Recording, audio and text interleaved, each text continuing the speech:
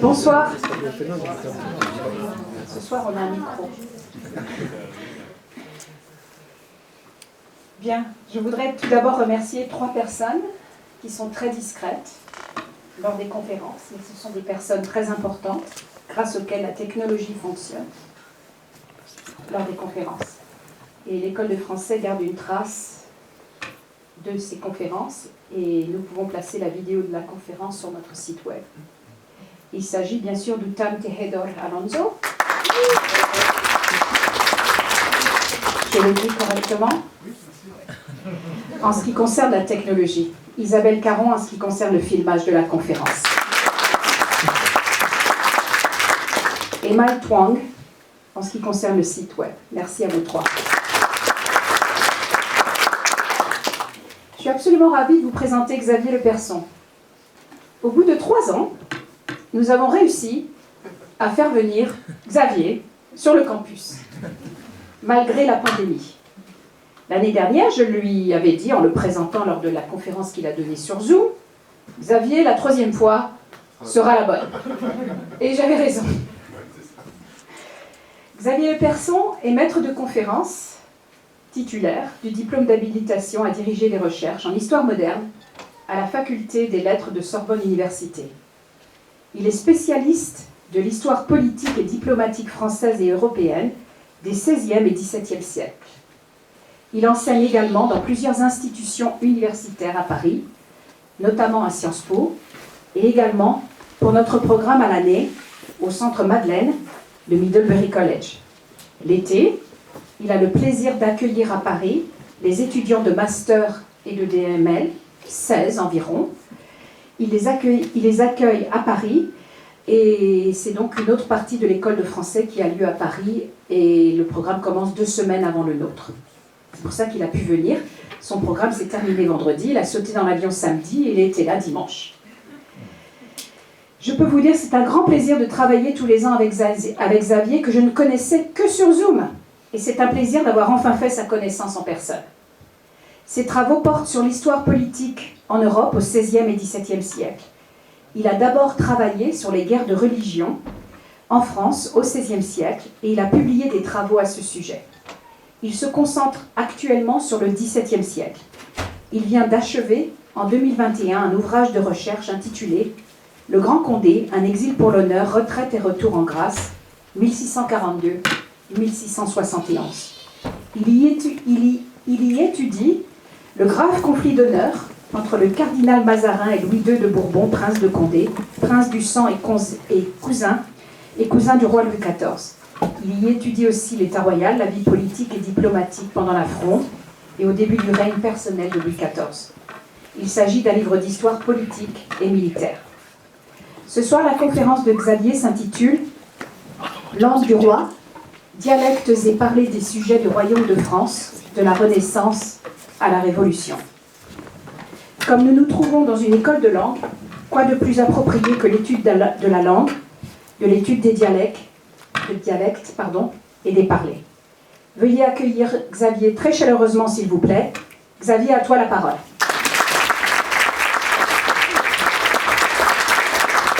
Merci Armelle.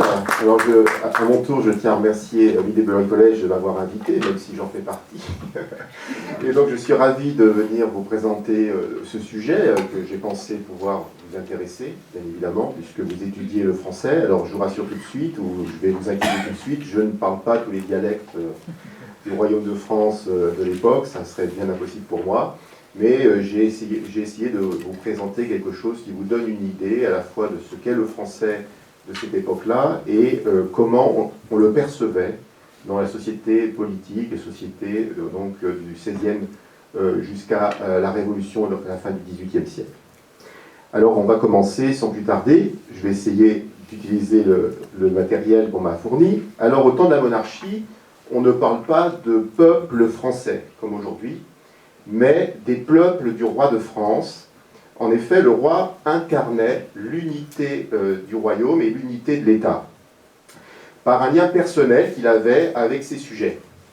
Donc la langue n'est pas un facteur de cohésion dans le royaume de France, mais c'est plutôt le lien d'homme à homme qui est important.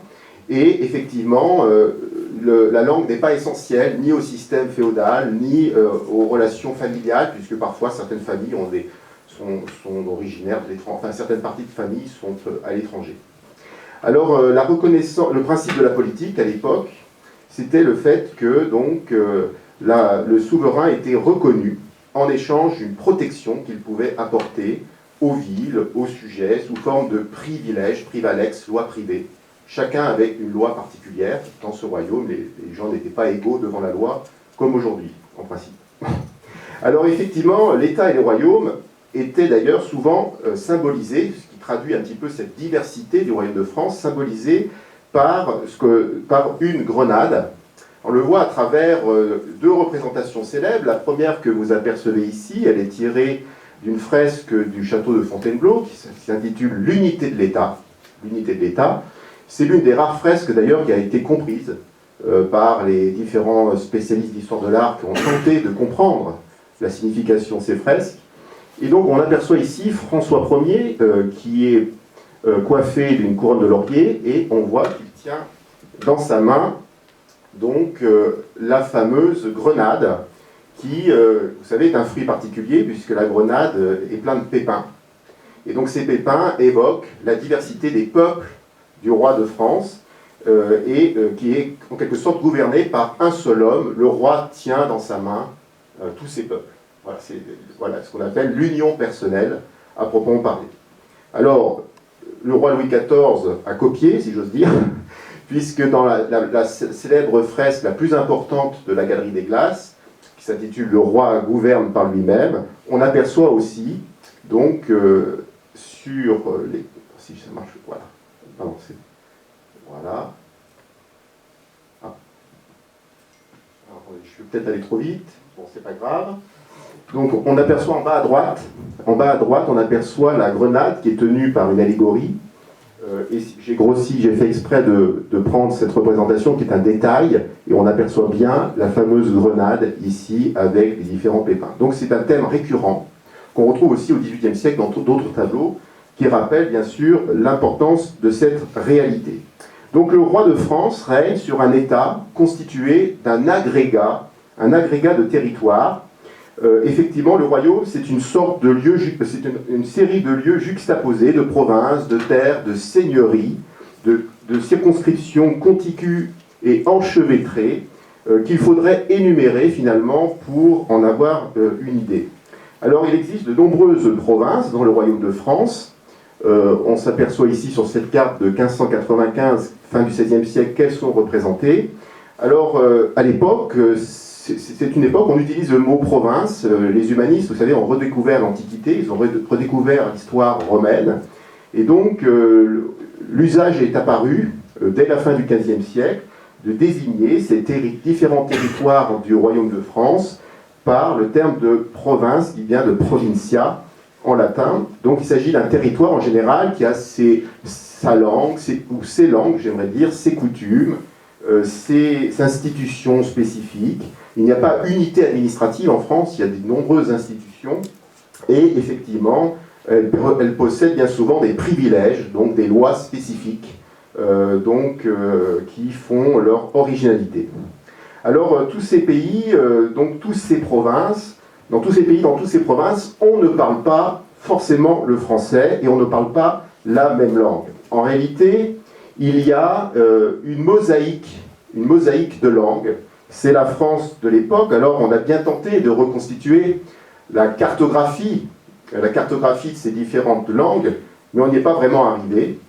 Ce que vous voyez ici, c'est une hypothèse, en somme, puisque les frontières linguistiques ne sont pas véritablement marquées, elles ne sont jamais les mêmes, et donc c'est quasiment impossible de pouvoir représenter la spécificité et la complexité de ce royaume de France sur le plan des langues. Alors, il faut distinguer la langue, qui est un dialecte à caractère politique, des dialectes qui possèdent une littérature, donc le français c'est à la fois une langue politique, on va le voir, et en même temps un dialecte. Et puis, enfin, il faut évoquer, c'est le cas le plus fréquent, les patois. Il y a des patois qui sont ces parlers très locaux, qui sont issus en général d'une altération, d'une modification de ces dialectes. Et il faut savoir que dans la France d'autrefois, le patois pouvait être différent d'un village à un autre. D'ailleurs, le village, on appelait ça le pays. Et les gens qui habitaient le village, les paysans. Donc, et chacun vivait de façon assez cloisonnée, même si bien sûr il y avait quelques fréquentations possibles entre les villages. Alors justement, c'est très important de comprendre ce qu'était la société de l'époque monarchique, qui est, faut savoir que dans cette société, 9 habitants sur 10, 9 sujets sur 10 sont paysans. Alors ça a une importance, pourquoi? Parce qu'ils n'ont pas, au quotidien, d'utilité de parler la langue du roi. Ils ont leur propre dialecte, ça leur suffit. Et cette situation, d'ailleurs, va durer très longtemps, hein, jusqu'à la fin du XIXe siècle, au bas mot. Parce que, voilà, ils n'ont pas au quotidien, ils vont faire leur récolte, ils gardent leurs bêtes, et ils n'ont pas nécessité de parler cette langue spécifique qu'est le français. Alors, il faut aussi insister sur le fait qu'il y a des villes, bien sûr, dans le Royaume de France, où on parle davantage français. Parce que dans les villes, il y a les élites, les juges et autres personnes, mais ces villes sont plus petites. À l'époque, il faut avoir une idée. Paris, par exemple, c'est une ville, entre le XVIe et le XVIIIe siècle, qui passe de 300 000 à 500 000 habitants. Donc c'est déjà une ville très importante, une des plus grandes villes de la chrétienté. Mais à côté de ça, si on regarde d'autres villes, si vous prenez par exemple des villes comme Montpellier et Rouen, qui sont les deux villes les plus importantes après Paris, eh bien on a environ 45 000 habitants. 45 000 habitants. Donc en fait, ces villes, certes, concentrent une certaine population, elles ont une influence sur la campagne environnante, parce que les paysans peuvent venir à la ville pour vendre leurs produits, mais ça reste quand même une influence très limitée. Et donc cette situation va perdurer facilement jusqu'à la Révolution. Donc cette faible influence de la ville sur le changement linguistique dans le Royaume de France. Alors, effectivement, je disais à la Révolution, les choses n'ont pas tellement changé, puisque le comte de Mirabeau, dans une phrase célèbre, hein, considère que la France est un agrégat inconstitué de peuples désunis. Hein, pour lui, il y a une diversité des peuples dans le Royaume de France, et c'est quelque chose qu'il faut absolument changer. Hein, alors, il ne sera pas entièrement entendu, mais en tout cas, c'est l'objectif. Alors, le français, vous l'avez compris, le français, c'est surtout la langue parlée dans la région de l'Île-de-France. C'est la langue du roi, de ses officiers, ceux qui exercent une fonction publique, d'une certaine manière. C'est la langue que l'on parle à Paris. À l'époque, c'est la langue littéraire, administrative et surtout juridique, qui est celle, donc, et puis enfin, celle qui m'intéresse le plus, c'est la langue du milieu politique, avec évidemment une certaine subtilité dans l'usage des mots, comme on peut aussi aujourd'hui le trouver en politique. Alors, quel français les rois utilisaient-ils? J'ai pensé que ça serait utile de vous montrer concrètement le français qu'ils utilisaient. Alors, vous comprendrez bien qu'on n'a pas forcément gardé d'enregistrement, on n'a pas d'enregistrement de la prononciation du français. Le premier enregistrement du français est tardif, il date de 1877, d'après ce que j'ai lu. Et donc, auparavant, on ne sait pas trop quelle était la prononciation. Alors les grammairiens, vous savez, il y a eu des ouvrages de grammaire à la Renaissance, au XVIIe, XVIIIe siècle, font quelques remarques, mais après avoir tout consulté, les spécialistes ne sont pas d'accord entre eux sur la manière dont on présentait le français. Alors, je vous montre juste un exemple. Par exemple, on sait, si on prend les ouvrages de Joachim du Bellay, qui est l'auteur d'un très célèbre ouvrage dont je reparlais tout à l'heure, La défense et illustration de la langue française, eh bien, il remarque simplement que, par exemple, au XVIe siècle, on prononçait pourtrait et non pas portrait, ou encore troupeau et non pas troupeau, ou encore on disait chose, oh la belle chose, hein, rien à voir avec les chaussures, et non pas chose, ou jouse au lieu de jose. Voilà, donc vous avez compris qu'il y a une sorte de nuance autour de la prononciation du o et du ou. Voilà. Alors, au XVIIe siècle, un autre auteur, un grammairien, Claude Fabre de Vaugelas, dit « c'est arroser qu'il faut dire et non pas arrouser ». Voilà, donc c'est quelques éléments. Mais évidemment, j'ai eu la chance d'avoir un père qui était spécialiste de langue et littérature du Moyen-Âge et qui faisait des évolutions phonétiques avec ses étudiants. Et un jour, je lui ai demandé alors, comment je dois prononcer, quand je lis un document du XVIe, XVIIe siècle. Il m'a dit « tu prononces comme aujourd'hui ». Voilà. Parce que, bon, on ne sait pas vraiment quelles sont les règles. Alors, comment parlaient les rois de France ou les reines de France? On en a, en tout cas, l'écriture. Donc je vais vous présenter quelques lettres autographes, donc écrites directement par la personne. Comme ça, on pourra apprécier ensemble la manière dont ils construisent les phrases et l'orthographe spécifique qui existait à l'époque. Alors commençons par Catherine de Médicis. Alors j'aimerais que quelqu'un me lise la lettre. Est-ce que quelqu'un peut lire la lettre? Alors vous voyez un petit peu la souffrance à laquelle je suis... alors ça c'est la plus facile. La deuxième ligne, c'est la plus facile. Alors, bon, j'ai transcrit pour vous la lettre et ça donne ceci. Voilà, donc c'est un morceau de lettre, donc ça commence, j'ai rajouté l'accent pour que vous compreniez, où je m'en vais maintenant avec le roi, monsieur mon fils, et vous y faire connaître le bon service qu'avons de vous, et vous aurez grande obligation de mettre tout le soin d'y être aussitôt que moi, sinon avant, est tant de choses qui grandement m'importent. Donc, écrit de Lyon, de la ville de Lyon, donc le 6e jour de novembre 1574. Alors, Catherine de Médicis, c'est une princesse d'origine italienne, elle est florentine, et est arrivée dans le royaume de France en 1533. Alors, c'est une reine qui a une éducation humaniste, très poussée, et probablement, elle était destinée à être mariée à un personnage important en Europe, et elle parlait certainement le français avant d'arriver dans le royaume de France. Alors, on ne voit pas son accent ici dans l'extrait, mais moi qui ai eu l'occasion de travailler sur les sources de Catherine de Médicis, dans ses lettres, on entend son accent italien. Et alors, par exemple, elle avait la particularité, quand elle se faisait lire des lettres, parce qu'autrefois les rois ou les reines se faisaient lire les lettres qu'ils recevaient, de prendre un gentilhomme italien qui avait un peu l'accent italien pour mieux comprendre le contenu de la lettre. Voilà. Et donc elle s'en servait parfois dans les négociations politiques, parce que dans les négociations politiques, parfois elle ne voulait pas vraiment entendre ce qu'on lui demandait, et donc elle faisait répéter sans arrêt la lettre, et notamment par un gentilhomme italien, et renvoyait les messagers qui prononçaient mal le français selon elle. Donc, premier exemple. Alors, son fils, vous voyez, l'orthographe avait déjà évolué. Son fils, lui, est né en France, Henri III, et c'était un roi rhéteur. C'est un roi qui aimait faire des discours. Il était connu pour être cela. Il a incarné un petit peu l'idéal du roi philosophe, l'idéal néoplatonicien de la Renaissance. Et on a un extrait ici. « Messieurs, je vous ai tous ici assemblés pour la fiance, c'est-à-dire la confiance, que j'ai toujours eue en vous, non seulement pour être de mes sujets, encore que parmi les hommes, ce doivent être un très grand honneur pour être mes premiers et principaux de mon royaume, qui m'ont, et à la reine, ma mère, autant d'obligations, et que, par conséquent, me devez autant aimer. » Voilà, il dit à ses sujets, « Aimez-moi autant que ma mère », en quelque sorte.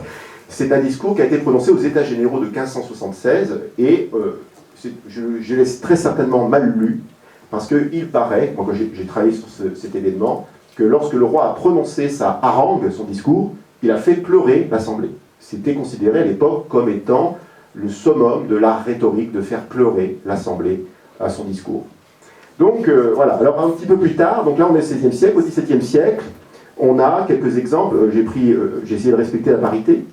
Donc Marie de Médicis, qui est cette fois-ci la femme d'Henri IV. Donc on voit déjà que l'orthographe, l'écriture a déjà un peu évolué, vous arrivez certainement un peu mieux à lire ce qu'elle écrit, et puis c'est aussi une princesse italienne, et on voit une différence par rapport à Catherine de Médicis. Alors elle aussi a une éducation très poussée, et était aussi destinée à être mariée dans un mariage avec un souverain étranger, ma cousine ayant toujours connu le sœur de Giorgio Vasari, qui est un artiste, vous le savez, particulièrement affectionné au service de notre maison, que je vous écris bien volontiers ces lignes en sa faveur pour vous prier de l'honorer de quelque emploi dont vous le jugerez capable, m'assurant qu'il s'en acquittera très dignement. Je vous le recommande donc de toute mon affection. Donc c'est un piston, vous l'avez compris. On est en train de pistonner l'artiste en question dans l'autre cours. Alors, je n'ai pas résisté, c'est l'un de mes derniers exemples, je vais vous montrer Louis XIV, comment il écrit. Alors ça va vous rappeler un petit peu Catherine de Médicis. Louis XIV, qui donc écrit cela à la fin du XVIIe siècle. Alors je vous ai aussi transcrit le passage. Vous continuerez, alors j'ai rajouté en surligné jaune les accents pour que vous compreniez mieux, vous continuez à me si bien servir que je suis bien à l'aise de vous témoigner la satisfaction que j'en ai.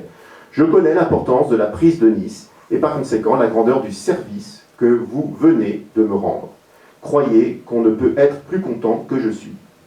Donc voilà l'exemple de Louis XIV. Et enfin, dernier exemple, et je passe à autre chose, Louis XVI, qui, vous savez, a mal fini. Louis XVI, qui lui aussi écrivait, alors une écriture un peu différente, à nouveau. Louis XVI écrivait ceci: si vous croyez que la chose puisse s'exécuter comme je la propose, écrivez à Chouzy d'être jeudi ici. Vous en confererez avec lui et pourra refaire tout de suite le règlement. Alors je pourrai donner les derniers ordres dimanche à M. Amelot et à M. Necker, car je voudrais que la chose ne traînât pas, tout le monde en étant informé. Adieu, j'espère que l'air de la campagne vous fait du bien, vous devez y avoir bien chaud. Vous voyez, on parlait déjà de la météo et du réchauffement climatique au XVIIIe siècle. Bon. Alors, après ces exemples, vous voyez, concrets, on voit bien que la langue est pas tellement élaborée et l'orthographe changeante. On va un peu évoquer les origines du français. On va évoquer les origines du français. Et effectivement, la première chose qu'il faut rappeler, c'est que la langue française est en fait, fait partie de la famille des langues romanes. Qu'est-ce que ça veut dire, langue romane? C'est qu'elles elles se sont apparentées au latin. Alors effectivement, le français est une transformation de la langue latine. Alors comment ça s'est passé? Le latin, que vous connaissez tous peut-être, par les déclinaisons, par Jules César, Virgile ou encore Cicéron, le latin, en fait, était surtout parlé dans le Latium, dans la région de Rome, mais le latin qui était parlé dans la région de Rome n'était pas le latin de Cicéron, de Virgile ou encore de César. En fait, les linguistes distinguent le latin vulgaire, ce qu'ils appellent le latin vulgaire, parlé par tout le monde, du latin parlé par les grands auteurs, du latin classique. Alors ce latin, vous le savez, il s'est diffusé du fait de l'extension de l'Empire romain, et il faut savoir que ce latin a été utilisé assez largement par les soldats, les marchands, les colons, et effectivement, dans toutes les parties de l'Empire romain, on a commencé à parler le latin. Mais il y avait des populations différentes. Et phonétiquement, ils ont pu faire évoluer ce latin. Parce que les organes vocaux, ou les phonèmes, que ces gens pouvaient posséder, faisaient que la langue évoluait. C'est comme ça que ça a fonctionné. Et donc, la christianisation, vous savez que l'Empire romain était chrétien, à sa fin, eh bien, a favorisé, à travers les célébrations de la messe, la diffusion du latin. Et ça a été efficace, parce que les linguistes pensent que le celte, qui était parlé par les Gaulois, en fait, a quasiment disparu. Quasiment disparu, il reste que quelques mots tirés uniquement du milieu rural, mais c'est une langue qui a presque quasiment disparu dans la plupart de la Gaule. Alors il faut savoir que donc ensuite la langue a encore évolué avec l'influence des migrations germaniques, puisqu'au 4e, 5e siècle, vous avez différents peuples qui viennent s'installer dans le royaume de France, dans la Gaule. Vous avez les Visigoths, les Burgondes, les Francs, et ils vont apporter des mots à consonance germanique qui vont surtout enrichir le vocabulaire dans le domaine de la guerre et aussi du droit, parce qu'ils vont faire évoluer le droit à leur contact.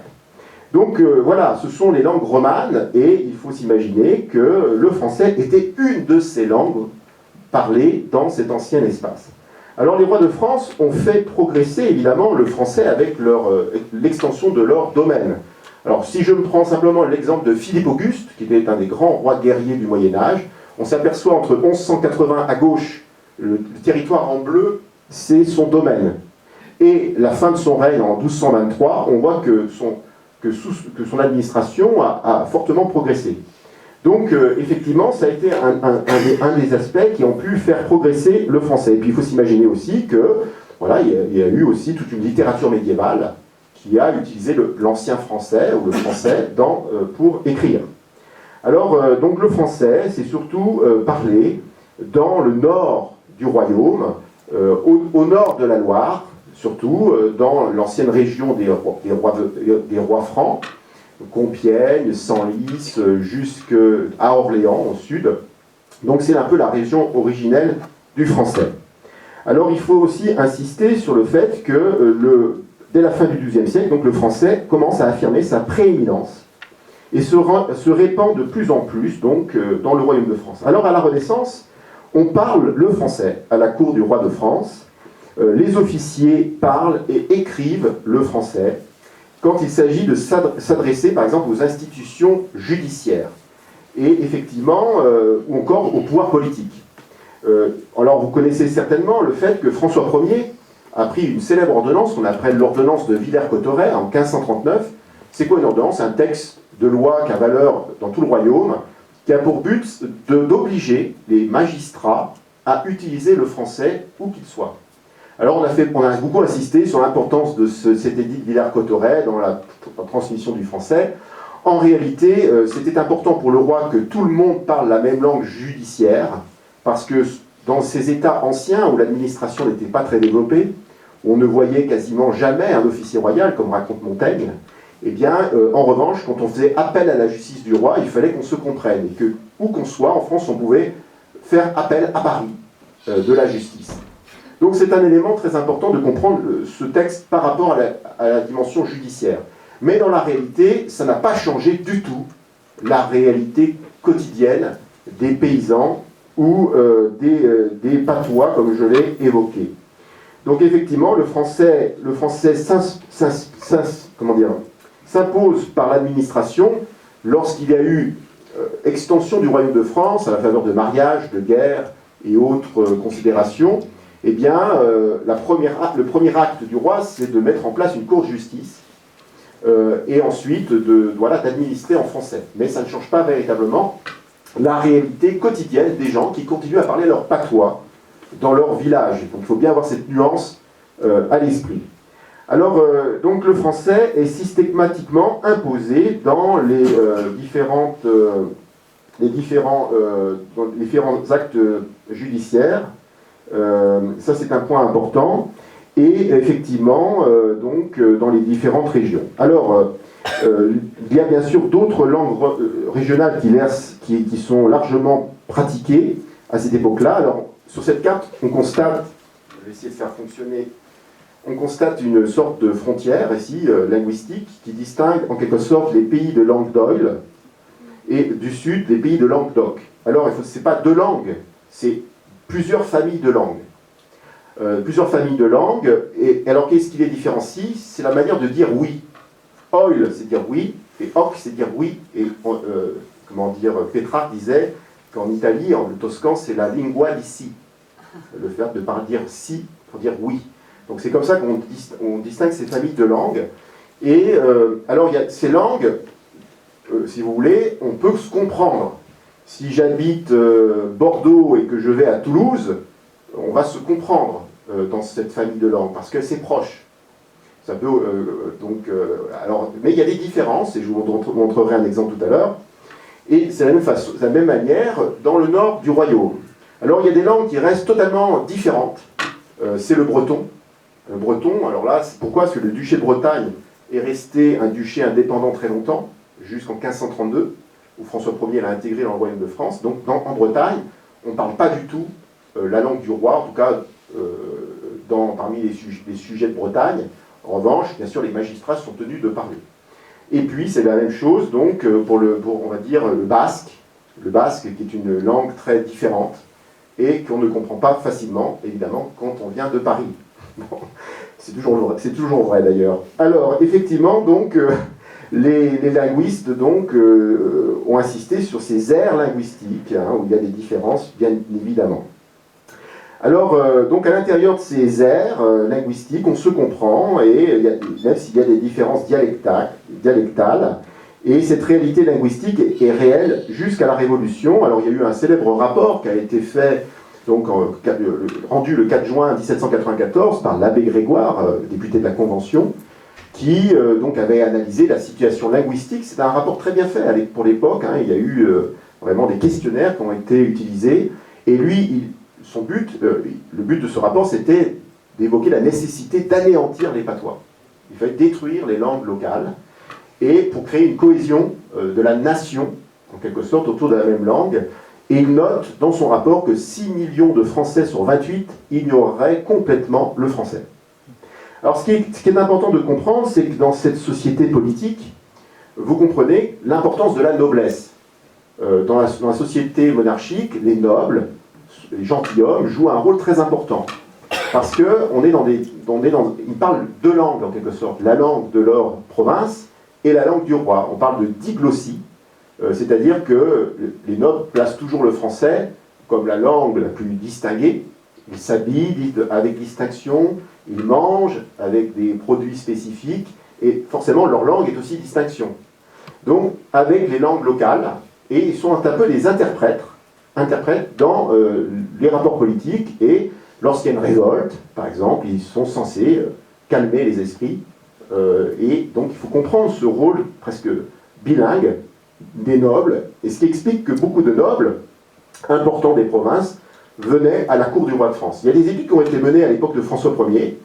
Vous serez surpris d'apprendre que François Ier choisissait ses nobles à sa cour, dans son entourage, dans son conseil, non pas par rapport à l'importance des nobles, par rapport à la famille, mais plutôt par leurs origines géographiques. Il voulait avoir la cour des nobles qui étaient de toutes les régions. D'accord ? Donc c'était un élément très essentiel pour, en quelque sorte, gouverner le royaume. Alors cette réalité linguistique est donc vraie jusqu'à la Révolution. Alors il y a un roi qui fait exception, parce qu'on pense que les rois de France ne parlaient pas du tout les patois, ne parlaient pas du tout les langues régionales ou les dialectes. Il y en a un qui a fait exception, c'est Henri IV. Alors Henri IV, il fait exception, vous savez, c'est un roi qui a vécu à la fin du XVIe siècle. Il fait exception parce que sa mère était Jeanne d'Albret, reine de Navarre. Alors le royaume de Navarre, je ne vais pas le lancer dans son histoire, mais c'est un royaume qui traversait les Pyrénées. À l'origine, au début du XVIe siècle, il y avait un côté espagnol et un côté français. Et puis en 1506, le roi Ferdinand d'Aragon a conquis la partie espagnole du royaume, et les rois de Navarre ont cherché alliance du côté des rois de France. C'est ce qui explique que dès l'époque de François Ier, les rois de Navarre apparaissent à la cour de France. Et donc Jeanne d'Albret, c'est une reine protestante, calviniste, qui a réagi probablement à l'attaque de Ferdinand II d'Aragon et à la validation de cette attaque par le pape, en devenant protestante, calviniste, et elle a essayé de donner une identité linguistique à son pays. Donc la langue officielle dans le royaume de Navarre, c'est l'occitan béarnais, et donc il y a même eu une littérature qui a été encouragée par deux femmes, donc Jeanne d'Albret, aussi Marguerite de Navarre, qui était donc la sœur de François Ier. Donc voilà, il y a eu cette langue d'occitan béarnais, et le petit Henri IV a appris cette langue quand il était jeune. Alors je me suis beaucoup amusé parce que quand j'ai lu la littérature, il y a beaucoup de folkloristes qui essaient de trouver des expressions gasconnes ou occitanes d'Henri IV, mais en fait on a très peu de sources qui le disent. Il y en a une tout de même que je vais vous citer parce qu'elle est amusante. C'est la présentation du jeune Henri de Navarre à la cour d'Henri II et de Catherine de Médicis. Donc c'est un petit enfant qui a quelques années, qui est présenté à la cour pour la première fois. Et donc à cette occasion-là, il faut rappeler ce qui s'est passé. Nous sommes le 12 février 1557. Il est âgé de 3 ans. Il est présenté donc à Henri II et Catherine de Médicis au Louvre.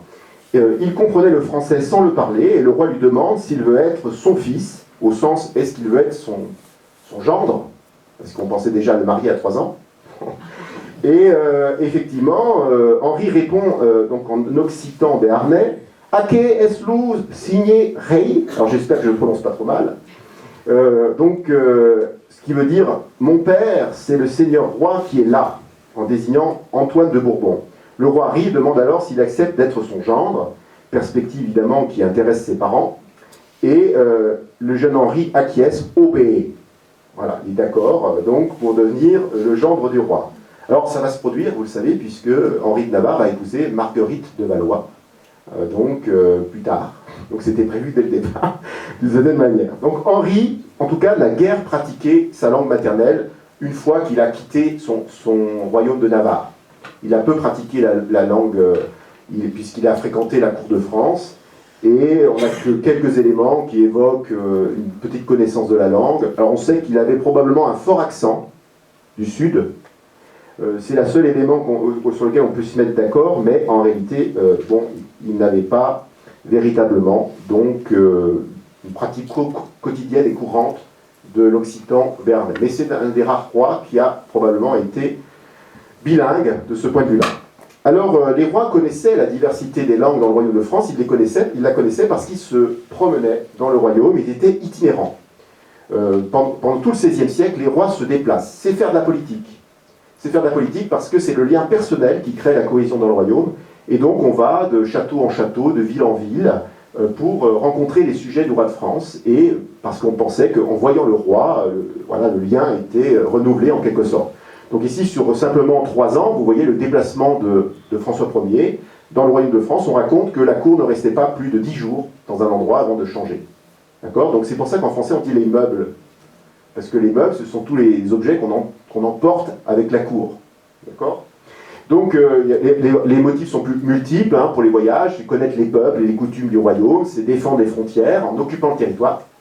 C'est aussi renflouer, très important, les finances royales, parce que quand le roi est là, les gens payent plus facilement l'impôt. Et puis, c'est aussi raviver le culte monarchique par la vision du souverain, resserrer les liens entre les sujets dans un royaume désuni, et puis il y a des raisons religieuses, puisque le roi se montre régulièrement dans des sanctuaires, dans des basiliques du royaume de France, en train de pratiquer la religion. Il est le roi très chrétien, il tient son pouvoir de Dieu, et il le rappelle de cette manière-là. Alors ça donne à peu près ça, la Renaissance, le roi qui se déplace. C'est une succession de chevaux. Alors moi j'aime à dire, vous savez, qu'il a un bon train. Le train, c'était le nombre de chevaux et de carrosses qui suivaient le roi, et plus une personne était importante dans la société, plus le nombre de chevaux était important derrière lui. Le pauvre est seul. Vous voyez, le riche, le puissant est accompagné. C'est un élément qui est essentiel pour comprendre la mentalité de l'époque. Alors les rois visitaient le royaume, parfois pour des raisons pédagogiques. Catherine de Médicis est confrontée aux guerres de religion, aux guerres civiles, et elle pense que ces guerres civiles ne sont pas des questions de théologiens.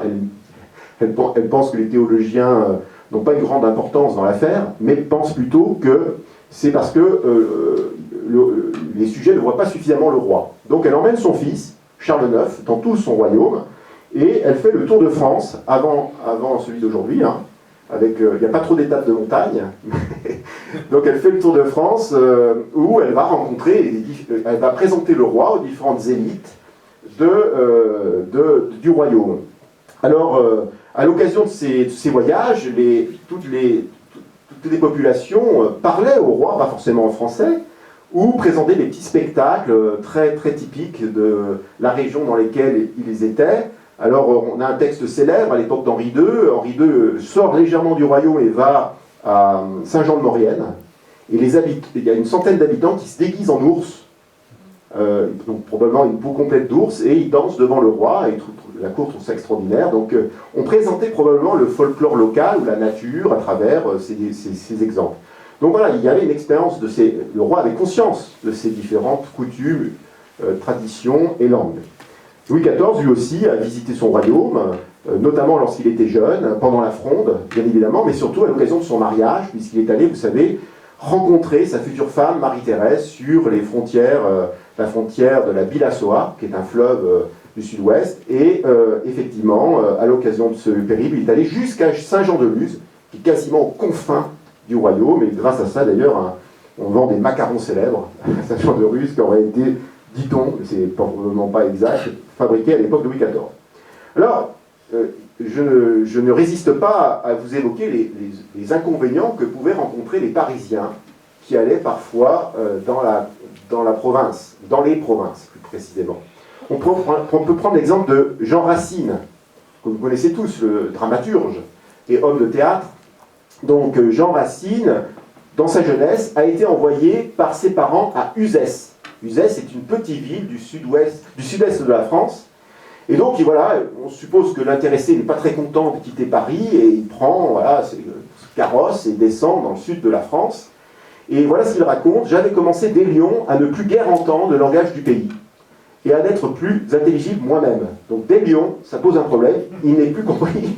Bon, il exagère probablement, parce que Lyon était une ville quand même, mais c'était une ville cosmopolite, Lyon, c'est une ville frontalière, avec beaucoup d'Italiens, etc. Bon, bref.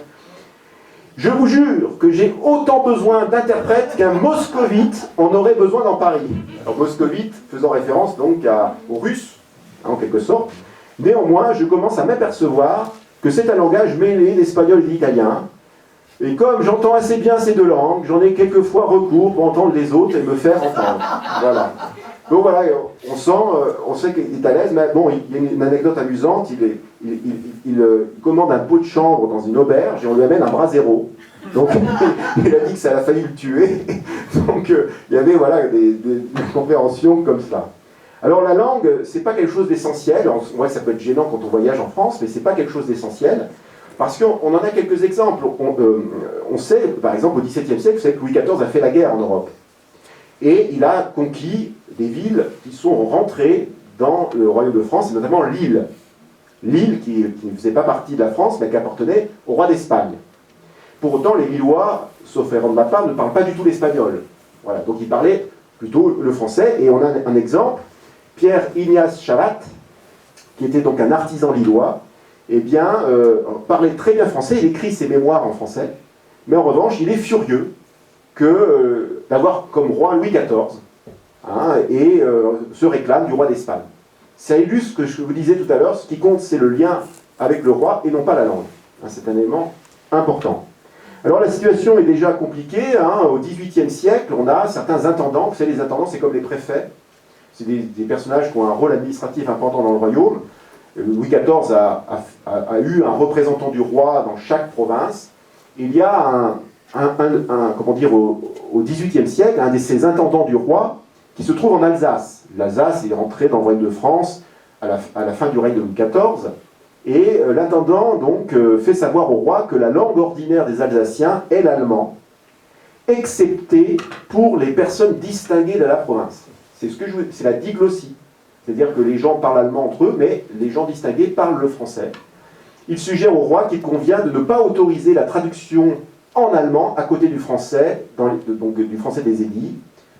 Pourquoi ? Parce qu'il pense que ça va obliger, c'est un peu l'immersion à la Middlebury, ça va obliger, si on ne met plus d'allemand, ils vont être obligés de lire le français. Bon, ça n'a pas été appliqué, le conseil n'a pas été écouté, mais en tout cas, c'est un élément qu'il faut rappeler. Alors, je vais rappeler une chose. Le français n'est pas véritablement considéré comme une belle langue, du moins au XVIe siècle. Il n'y a qu'une seule langue, c'est le latin. C'est la langue de la Renaissance, c'est la langue des humanistes. C'est la langue que l'on redécouvre même, à laquelle on redonne des règles à la Renaissance, ce qu'on appelle le néo-latin. On a recréé, vous savez, à la Renaissance, des règles, on s'est inspiré de Cicéron, on a refait des déclinaisons qui nous font tant souffrir aujourd'hui. Donc effectivement, la seule langue que l'on connaît, c'est le latin. Le latin, c'est la langue habituelle des sciences et de la philosophie morale. C'est la langue internationale. Par exemple, Joachim du Bellay, que j'ai cité tout à l'heure, qui est l'auteur de la défense et illustration de la langue française, en fait, était surtout connu pour ses poésies latines. C'était comme ça qu'il publiait. 80% des livres publiés sont en latin au début du XVIe siècle. Alors c'est vrai que ça va petit à petit diminuer comme proportion, évidemment. Mais le latin est une langue aussi vivante, qui est parlée dans les communautés universitaires et aussi dans les communautés religieuses, même s'il est devenu plus difficile à parler à partir du XVIe siècle. Et enfin, bien sûr, le contexte de la Renaissance fait qu'on a un grand intérêt pour le latin. Alors, évidemment, on comprend pourquoi l'Empire romain est quelque chose qui a une influence, qui est admiré à la Renaissance. Et on pense qu'il n'y a jamais eu un système politique autant admirable que l'Empire romain. Et effectivement, le latin, donc, bénéficie d'un prestige. Mais il crée une jalousie. Parce qu'à l'époque, à la cour de François Ier, on voudrait valoriser la langue du roi. On pense qu'il ne peut pas y avoir de grand royaume sans la langue du roi. Donc on va faire un effort pour essayer de transformer le français et lui donner un caractère un peu original, en tout cas élaboré. On va élaborer la langue dialectale donc, de l'Île-de-France. Alors, le français doit évidemment participer au rayonnement du français. La cour du roi de France nous écrit Claude de Seyssel, qui était un humaniste de l'époque de Louis XII et de François Ier. La cour du roi de France est le lieu où, par raison, on doit toujours mieux parler et écrire qu'ailleurs.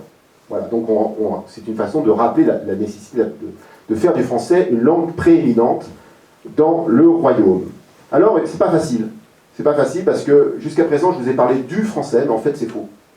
Il y a des français. Il y a des français et c'est présent dans la littérature même de la Renaissance, Par exemple, si on prend l'ouvrage de Charles de Beauvel, La différence des langues vulgaires et la variété de la langue française de 1533, il écrit ceci: il y a actuellement en France autant de coutumes et de langages humains que de peuples, de régions et de villes. Et il pense spécifiquement aux Français. Il pense qu'il y a des Français. Et effectivement, c'est un problème. Alors, quel français parler? Quand il y a une diversité de français, quel français parler? On pensait parfois qu'il y avait... Voilà, même dans Paris, on ne parlait pas le français d'un quartier à l'autre.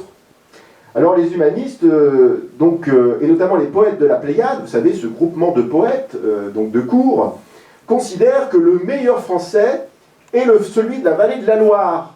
Alors pas pour la raison que vous croyez, parce que vous savez que la vallée de la Loire, c'est les châteaux de la Loire, Chambord, Amboise et autres. Vous pensez que c'est ça, parce que la cour est souvent là, que c'est le meilleur français. Non, c'est le meilleur français parce qu'il est loin des frontières.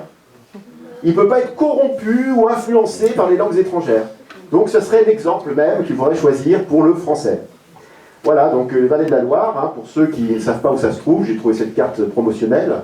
Vous avez le Paris-Tours, c'est la ville de Tours, hein, vous voyez, qu'à tire, et on a la vallée de la Loire, où le français idéal aurait été parlé, et bien sûr. Alors effectivement, tout le monde... ce qui est passionnant, c'est qu'au XVIe siècle, on est persuadé que le français va disparaître. C'est-à-dire que dans 50 ans, plus personne ne parlera la même langue. Et ça, c'est quelque chose de très réel. On peut prendre par exemple Geoffroy Tory, qui était un imprimeur et humaniste en 1529.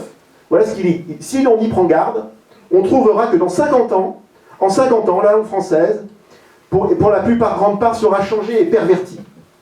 Donc il y a un débat à l'époque. Faut-il trouver des normes à la langue, ou faut-il la laisser vivre, mais avec le risque, évidemment, qu'elle évolue tellement que les œuvres ne soient plus lisibles au bout de 50 ans. C'est un débat qui anime véritablement le pouvoir, le milieu des écrivains.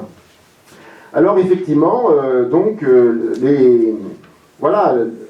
Alors l'exemple, c'est le latin. On sait qu'en latin, il y a une grammaire, il y a une syntaxe, il y a des déclinaisons fixes qui ont été fixées à la Renaissance, et donc on pense que ce serait peut-être utile de fixer le français comme le latin, parce qu'on constate que le français est déréglé, et que ça peut poser problème.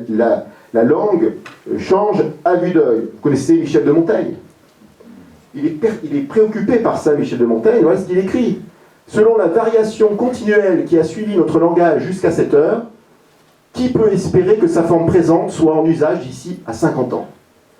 Il écoule tous les jours de nos mains, et depuis que je vis, est altéré de moitié. Alors il a la vision, ce français qui change, qui bouge, qui évolue, mais c'est à l'image de la perception du monde à la Renaissance. On pensait que le monde aurait une fin. Il y aurait une fin du monde. C'est un peu comme un être humain. Le monde vieillirait, tout s'écoulerait. On voit des volcans, on voit des éboulements de terrain. Donc on pense aussi que le français, de la même manière, va perpetuum mobile, va évoluer et être incompréhensible. Donc c'est une angoisse. Vous voyez, dans la dernière conférence, on parlait de l'angoisse des jeunes. Ben ici, c'est l'angoisse des hommes de lettres du XVIe siècle que cette évolution du français. Alors, ils ont conscience de cette évolution et ils en parlent. Geoffroy Tory, ce grammairien et imprimeur, évoque la rapidité des mutations linguistiques. On pourrait trouver 10 milliers d'expressions qui, usité naguère, n'ont plus cours aujourd'hui. Alors, il n'est pas italien, visiblement, il exagère aussi. Et effectivement, voir est remplacé par vrai, tendrait par tiendrait, harper par jouer de la harpe. On disait encore récemment assembler à son ennemi, on dira désormais commencer à combattre. Donc voilà quelques exemples qu'il donne. Et puis, on s'interroge aussi sur la prononciation du français.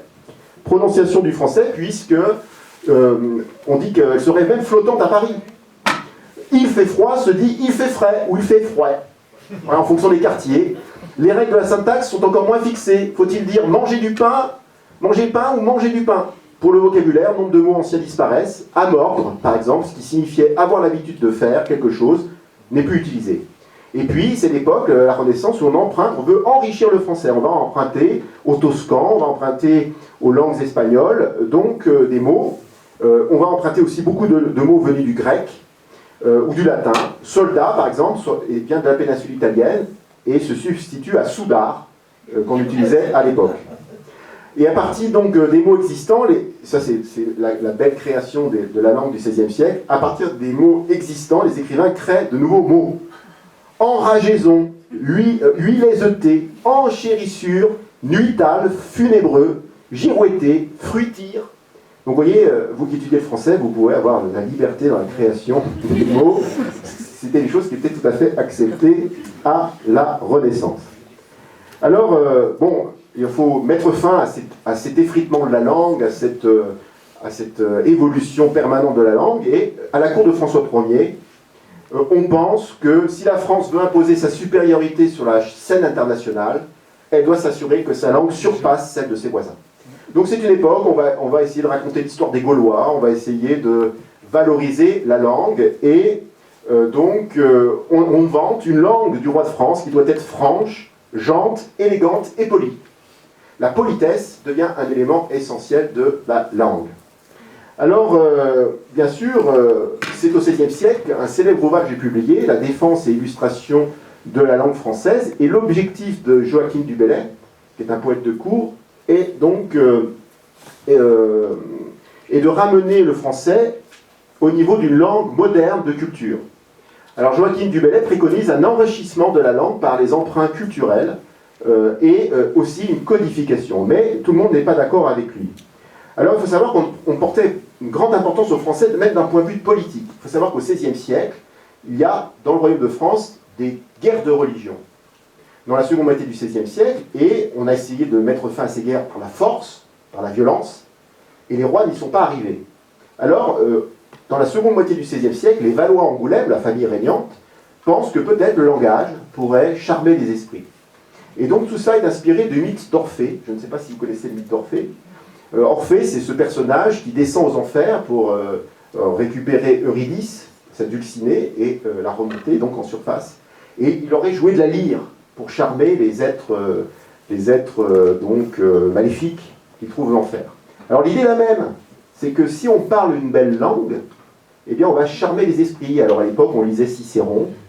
Cicéron était capable, à l'occasion d'un discours, de retourner une foule hostile.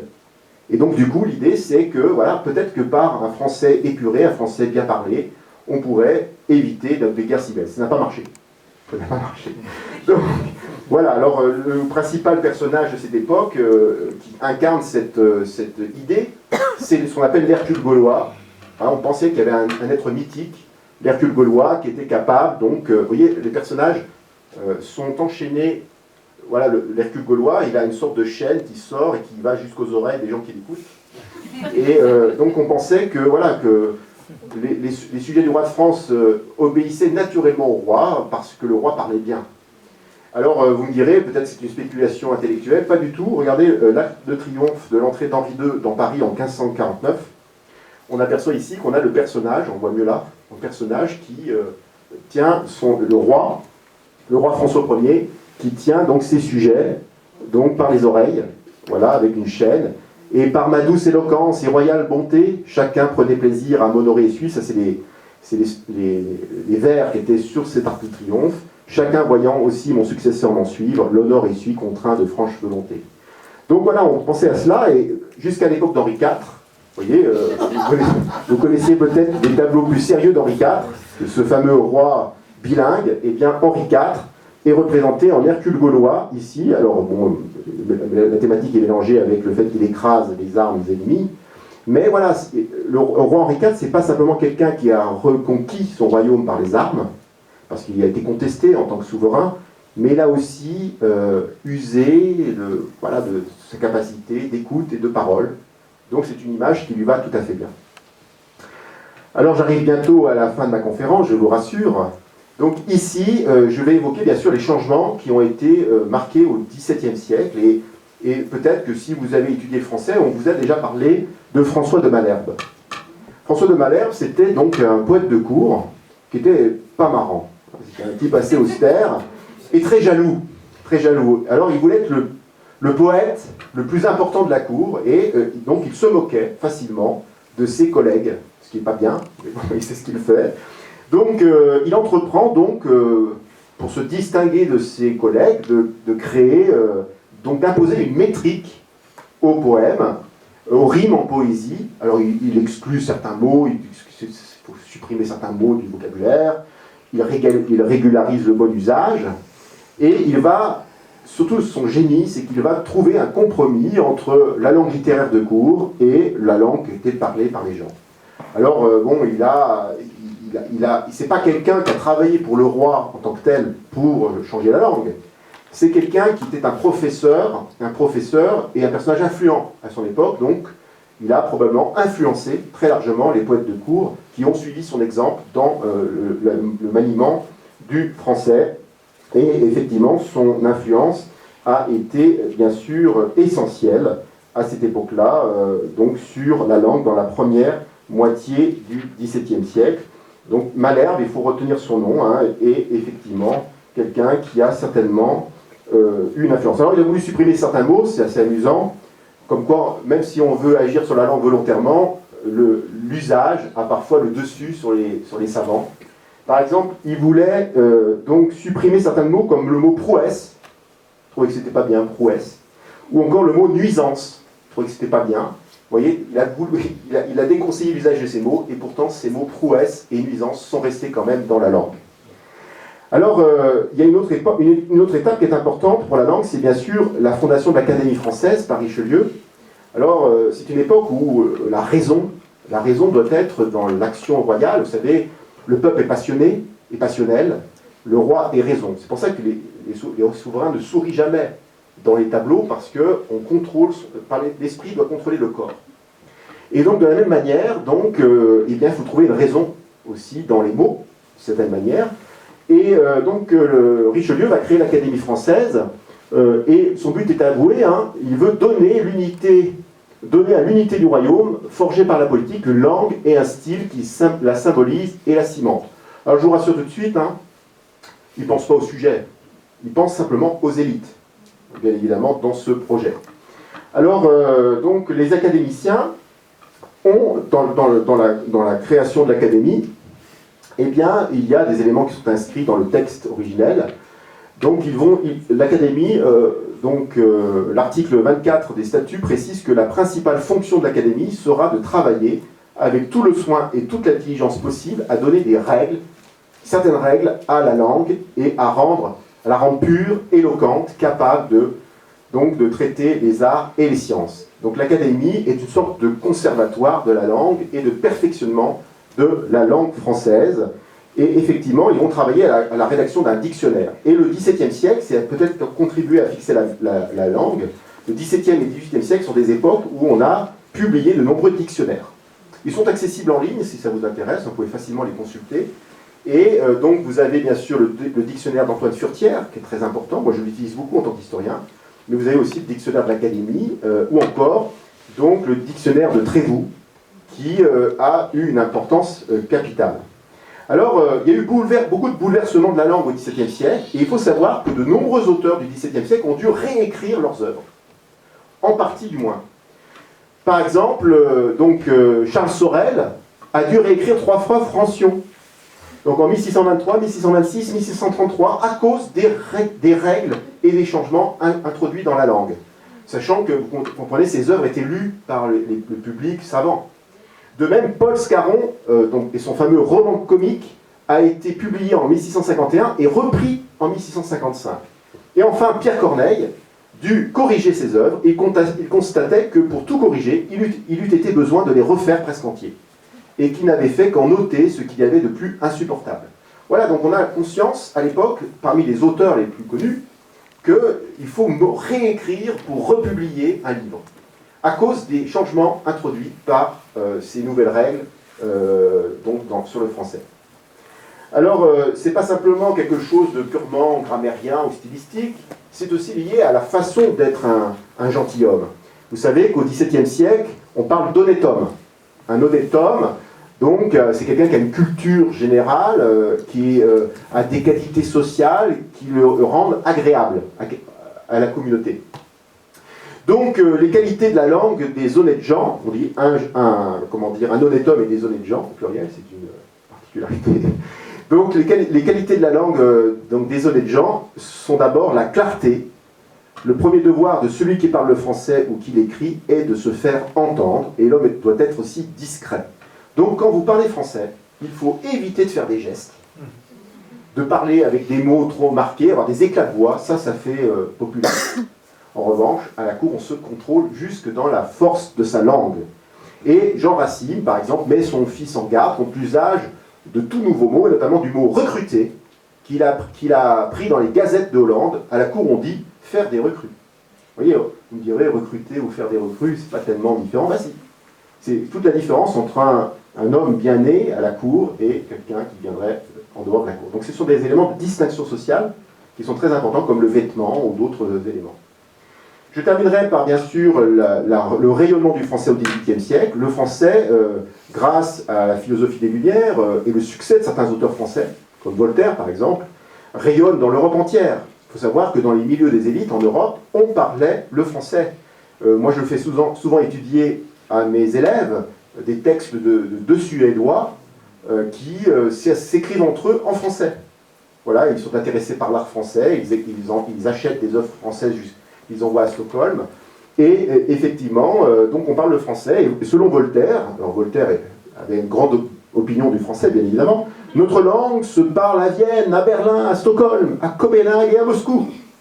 Donc elle est la langue de toute l'Europe, dans une lettre de 1767. Donc voilà, le succès du français, le rayonnement aussi politique de la France et philosophique a fait que le français était largement parlé au XVIIIe siècle en Europe. Alors je terminerai cette conférence par cette dernière idée. Vous savez que donc aujourd'hui il y a des débats autour de la langue française, autour de la langue inclusive, autour du genre, ou même de la difficulté de l'orthographe. Il y a eu certains qui ont trouvé que le français c'est trop compliqué, il faudrait réformer l'orthographe. C'est pas vrai du tout. Donc il y a eu des débats très importants, très houleux, et qui a parfois des débats qui ont impliqué les autorités politiques. Voilà, et la question était de savoir, faut-il qu'un pouvoir politique intervienne dans la langue? Ou faut-il au contraire laisser l'usage se faire? Alors l'Académie française a tranché. Vous savez, ce sont des gens sages, on les appelle des sages d'ailleurs. Selon l'Académie française, le pouvoir politique ne saurait, sans abus, intervenir directement sur la langue. Il paraîtrait mieux avisé de laisser à l'usage le soin de modifier le français. Alors, je terminerai sur cette dernière diapositive. En fait, aujourd'hui, c'est le renouveau des langues régionales. On essaie de relancer les langues régionales. Et il y a eu des études très sérieuses qui ont été faites par des chercheurs du CNRS pour essayer de reconstituer les langues. Et finalement, quand on voit la carte actuelle qui a été dressée des patois ou des langues qui auraient pu subsister, on voit que finalement, elle ressemble un petit peu à celle que j'ai évoquée tout à l'heure. Mais en tout cas, vous voyez, la langue n'est pas prête à se fixer définitivement. Je vous remercie.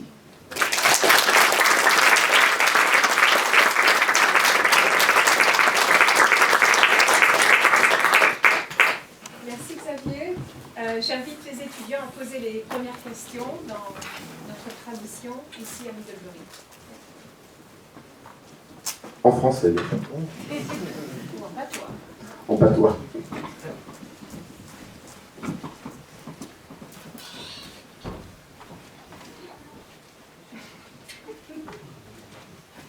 Pas de questions. Alors les enseignants, les personnels. Merci pour ta conférence. Moi, je voudrais juste dire que je suis en train de lire un livre qui vient de paraître en France sur l'origine des mots étrangers, Oui. et qui est sur l'histoire de la langue française. Alors, je vais probablement écorcher son nom. C'est Bernard Glini, oui, qui s'appelle les mots d'origine étrangère. Et si on veut plus de compléments sur ce que tu viens de dire, c'est excellent. J'ai appris qu'il y avait des mots du siècle dont tu parlais. Voilà, c'est surtout au XVIe siècle que le dictionnaire, en tout cas le lexique, s'est largement complété. On a voulu enrichir par les apports étrangers, mais en les francisant. Voilà, parce qu'il fallait que ça reste en apparence français.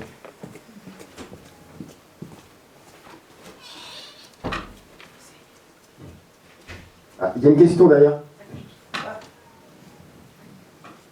Est-ce que vous pourrez répéter, s'il vous plaît, la partie, vous avez parlé des mots germaniques dans la guerre et dans le droit. Oui. Et c'était vers quelle année? C'est 4e, 5e siècle après Jésus-Christ. Donc c'est à l'époque, vous savez, les historiens ont appelé ça les migrations germaniques, donc les peuples francs, burgondes ou visigoths viennent en Gaule, enfin ce qui restait donc des provinces romaines, et ce sont des guerriers. Et ils vont aussi apporter leur coutume juridique, voilà, qui va se rencontrer celle du droit romain. Et donc ils vont apporter du vocabulaire spécifique à la guerre, et donc au vocabulaire militaire, les armes, etc., et puis aussi aux termes juridiques. Merci. De rien.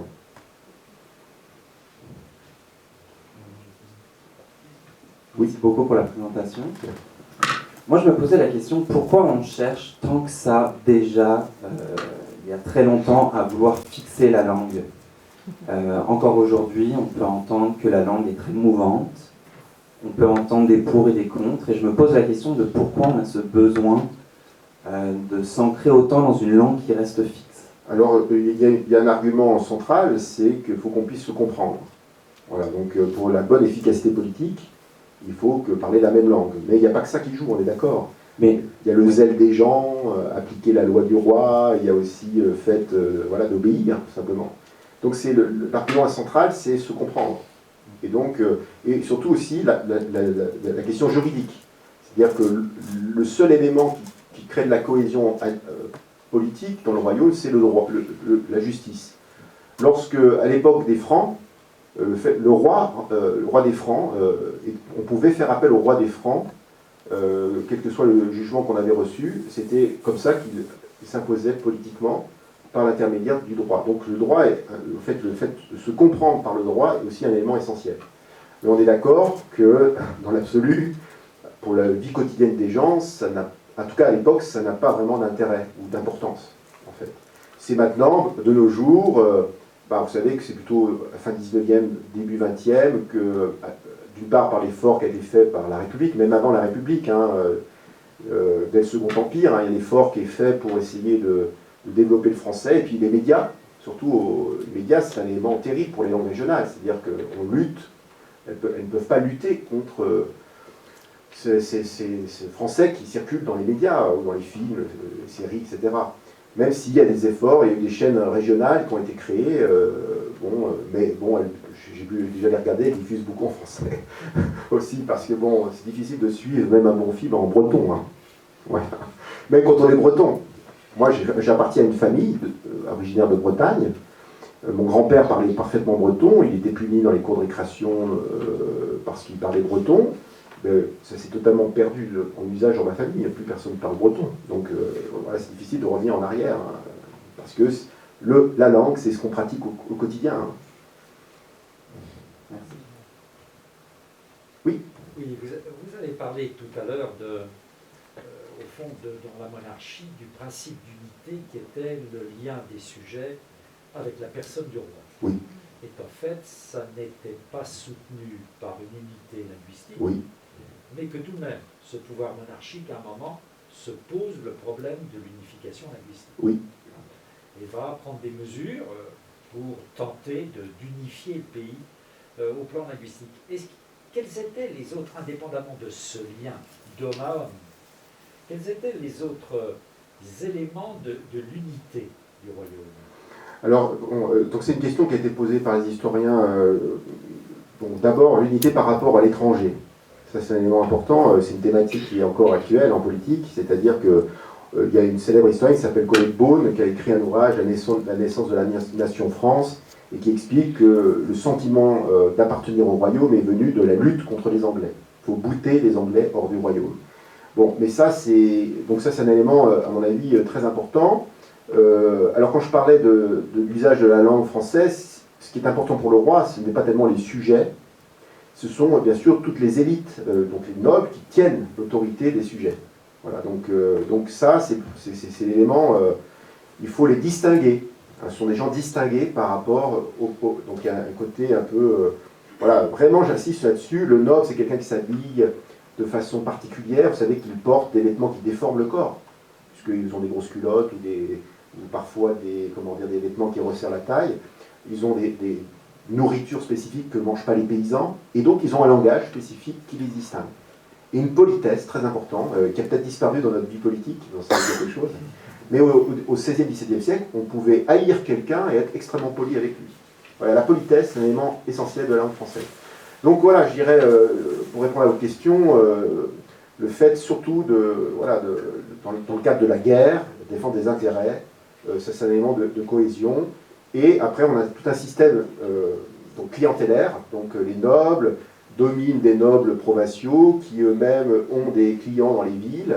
Vous savez, on pense souvent à Roméo et Juliette en Italie, mais c'était une réalité française. Dans les villes, il y avait des clans qui obéissaient. Moi, j'ai étudié au milieu du XVIIe siècle, à Aix-en-Provence, une rixe de jeunes gens qui tournent à une affaire d'État parce que, évidemment, chaque jeune homme était protégé par des personnages importants dans la ville et, à terme, ça a embrasé la ville et Mazarin a dû intervenir pour mettre fin à cette histoire. Donc, ça illustre tout à fait le système clientélaire.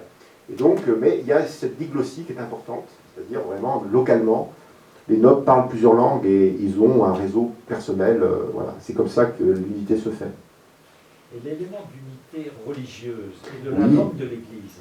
Ça, c'est important. C'est un élément important. Alors vous savez que la messe se faisait essentiellement en latin. Les gens, probablement, ne comprenaient pas le latin, mais ils retenaient la messe par cœur. Moi, j'ai un vieillon qui a 90 ans, et il est capable encore de réciter. Il n'est jamais allé à la messe depuis 70 ans, mais il est capable de réciter de mémoire les paroles de la messe, sans problème, en latin.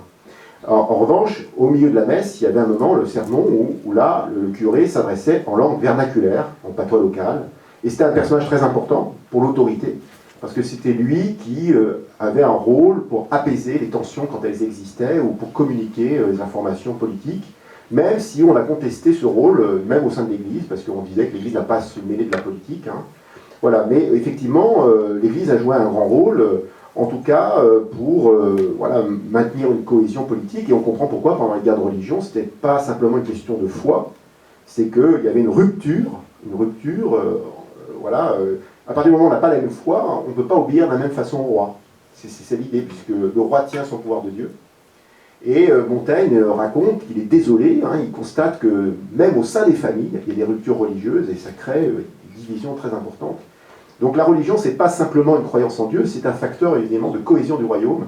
Et c'est pour ça que c'était si important pour les rois de maintenir, alors, soit par la force, soit par une politique pragmatique, la coexistence pacifique au sein du royaume. J'ai une troisième dernière question. Bien sûr. Mais quand il n'y a plus d'autorité incarnée, parce qu'au fond la démocratie, telle qu'elle est inventée, c'est un lieu vide. Oui. La figure du roi a disparu. Il n'y a plus ce principe d'unité dans la démocratie que les révolutionnaires inventent. Quand il n'y a plus de lien religieux, est-ce que la langue, à ce moment-là, ne devient pas un principe d'unité, un des derniers principes d'unité? C'est pour ça qu'à la fin du XIXe siècle, on a une politique pour répandre la langue française. Ça me paraît un élément essentiel, bien sûr. Alors, encore aujourd'hui, vous savez comme moi, l'image du roi, elle n'est pas totalement disparue en politique, elle est au moins dans les moqueries politiques, mais les gens ont besoin d'autorité, on sent d'ailleurs dans les opinions politiques qu'ils attendent un régime autoritaire, un tiers, 30% je crois. Donc l'idée, mais effectivement, c'est une question qui se pose, que reste-t-il comme facteur d'unité finalement en France? Le français, et on sait que récemment, il y a eu des débats à propos justement de la réintroduction des langues régionales. Le Conseil d'État s'est opposé à la reconnaissance de ces langues dans la Constitution parce que c'est un facteur d'unité essentiel aujourd'hui dans notre République, bien sûr. Et c'est une question qui n'est pas tranchée encore politiquement. Question vive.